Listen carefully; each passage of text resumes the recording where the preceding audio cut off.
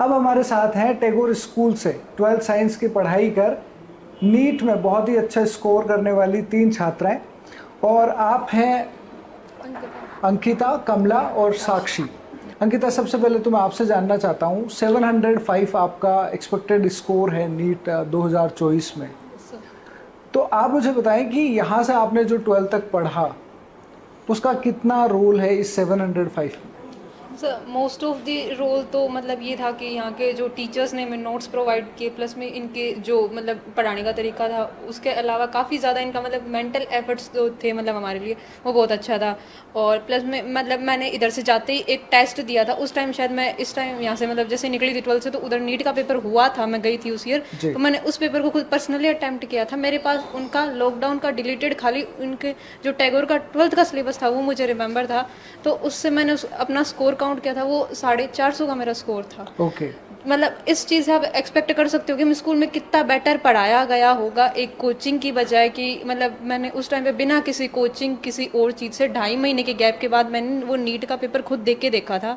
और वो full syllabus जो नीट 2022 का पेपर था वही था, और उसमें मेरा 450 का स्कोर था। मतलब मैंने खुद नहीं किया था वो, तो जी। मतलब मुझे उस चीज़ से काफ़ी फील बेटर होता है। और प्लस में मैं मेरे जो सारे इधर के फिजिक्स केमिस्ट्री बायोलॉजी के टीचर्स हैं उनको थैंक यू कहना चाहूँगी कि उन्होंने हमें इस चीज़ के लिए बनाया कि हम लोग आज इस स्कोर को अचीव कर पा रहे हैं। प्लस में काफ़ी ज़्यादा उनके एफर्ट्स थे हमारे लिए कि हाँ, हमें वो रोज़ बताते थे कि हाँ बेटा आपको आज ये क्वेश्चंस करने हैं, आपको ये वाला करना है। मतलब केमिस्ट्री एंड फिजिक्स में तो सर ने हमें एनसीईआरटी भी पढ़ाई थी, क्योंकि जो कि मतलब बहुत रेयर होता है कि काफ़ी स्कूल्स में नहीं पढ़ाई जाती, बट टीचर्स ने हमें एनसीईआरटी, उनके क्वेश्चंस, काफ़ी कुछ चीज़ें थी जो उन्होंने बताई। मतलब ऐसे था कि एग्जाम्पल भी वो करवाते थे। और मुझे अभी भी रिमेंबर है कि मतलब हमें केमिस्ट्री में एक क्वेश्चन करवाया था जो नीट 2022 के पेपर का क्वेश्चन था। सर ने अच्छा। हमें पर्सनली फिजिकल केमिस्ट्री में रोहतास जी सर ने ही करवाया था हमें वो क्वेश्चन। उसका मुझे अब तक रिमेंबर आंसर भी याद है। उसका आंसर 63.1 म्यू था, जो शायद उस नीट के पेपर में अगर कोई बंदा निकाले तो उसको 8 मिनट उस क्वेश्चन को सोल्व करने में लग सकते थे। उसकी अच्छा। कैलकुलेशन काफ़ी टफ थी, और मुझे अभी भी उस चीज़ को लेकर काफ़ी अच्छा फील होता है कि हाँ, उन्होंने हमें काफ़ी अच्छी चीज़ें पढ़ाई थी। अच्छा, अगर अब कोई 10th में हो, 11th में हो, और वो आपसे ये राय ले कि मुझे साइंस पढ़ रहा हूँ मैं, और क्या टैगोर में मुझे जाना चाहिए कि नहीं जाना चाहिए, तो मैं आप क्या प्रेफर करूंगी टैगोर को। ऑब्वियस सी बात है, मुझे आओ तो तारानगर में टैगोर ही है। और प्लस में मैं चूरू से थी पहले, तो मतलब मैंने उनको काफ़ी चेंज किया। चूरू के मैं बहुत से बच्चों को बोलती हूँ कि आओ तारानगर, सब कुछ है तारानगर में, रहने का इतना इन्वायरमेंट है, टैगोर से बेटर तारानगर में कुछ नहीं है। मतलब इतना मैं अच्छा। लव है मतलब मेरा टैगोर को लेकर। सच में मुझे बहुत अच्छा लगा था टैगोर में। जब मैं 12th ज्वाइन किया था, मैंने 12th में ही आई थी, और मुझे इतने एफर्ट्स हैं 12th की टैगोर को मेरे लिए, तो मतलब बहुत अच्छा फील होता है मुझे टैगोर को लेकर। बहुत बढ़िया। कमला, आपसे बात करते हैं। आप लास्ट ईयर की टैगोर साइंस 12th क्लास की टॉपर हैं। 96.80 आपने स्कोर किया था, और तब हमने आपसे इंटरव्यू किया था। और अभी आपका जो एक्सपेक्टेड स्कोर है नीट 2024 का वो है 672। तो आप बताएं, टैगोर ने आपको इतना अच्छा स्कोर करने में कैसे मदद किया, कैसे शेप किया आपको? टैगोर में हमारे जैसे स्कूल में 11th में थे तब हमारे स्कूल में हमें इतने अच्छे से पढ़ाया कि हमें सब कुछ एनसीईआरटी कवर करवाया और हमारे बेसिक कॉन्सेप्ट को स्ट्रॉन्ग किया गया। और स्कूल के अलावा हमारी एक्स्ट्रा क्लास भी लगती थी, उसमें जो नीट की स्पेसिफिक क्वेश्चन प्रैक्टिस करवाते थे थोड़ी थोड़ी बीच बीच में, ताकि क्वेश्चन सॉल्व कर पाए हम। तो उससे हमारा बेस है एकदम स्ट्रॉन्ग हो गया था। फिर आगे पढ़ने में कोई प्रॉब्लम नहीं हुई, उससे हम आराम से कवर कर सकते थे।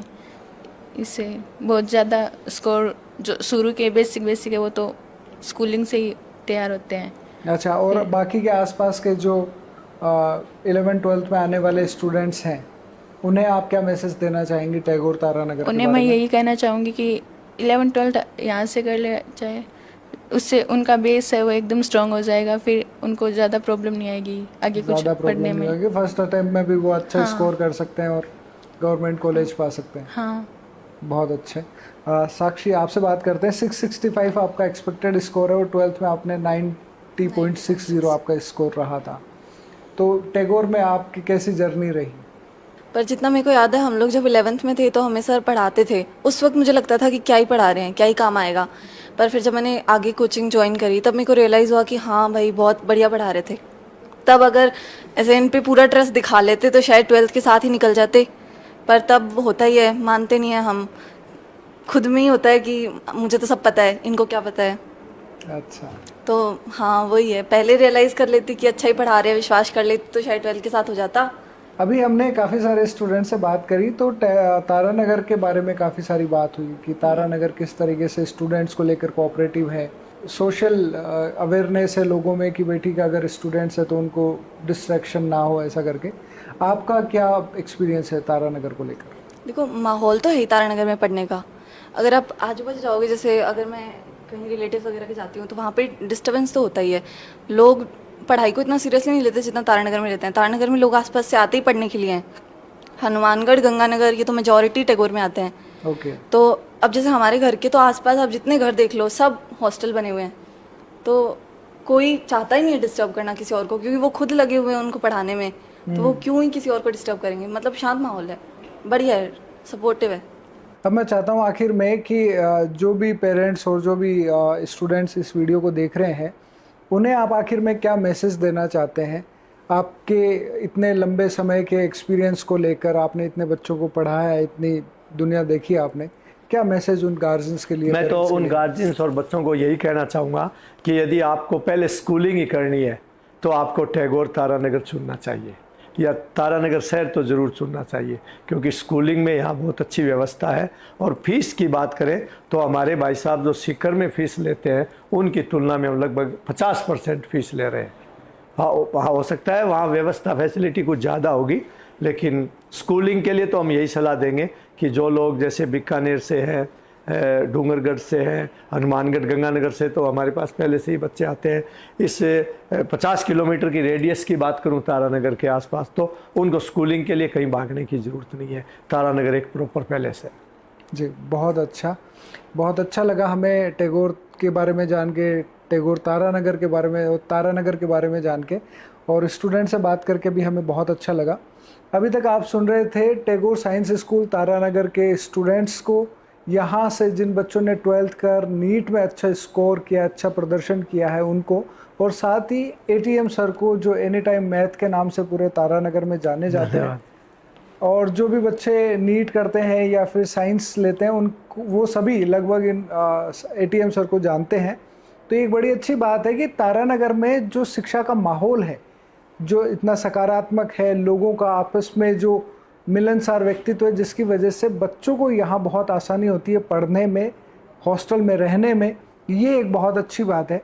आने वाले समय में हम उम्मीद करते हैं कि टैगोर तारानगर से और भी बहुत सारे बच्चे अच्छा स्कोर करेंगे, नीट में अच्छा प्रदर्शन करेंगे और अलग अलग क्षेत्रों में जाकर इस देश की सेवा में अपना महत्वपूर्ण योगदान देंगे।